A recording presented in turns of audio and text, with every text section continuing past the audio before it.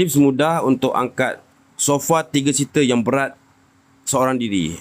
Okey, mula-mula kita letak alas dekat tanah bawah tu. Kita tarik sampai ujung. Kemudian kita letak dekat alas tadi. Sebab ni kulit, dia sensitif. Takut kalau kena batu-batu, dia akan calar. Okey, kita ambil lagi satu alas.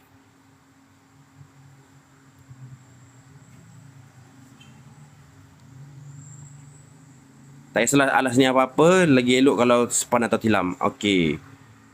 Cover dekat bawah dia tu, kemudian kita naikkan dan berdirikan sofa tu. Jadi takkan calar kena tanah atau batu Kemudian gunakan graviti kat tengah-tengah. Lihat, mudah saja. Seorang-seorang pun jadi, tak ada masalah. Mantap.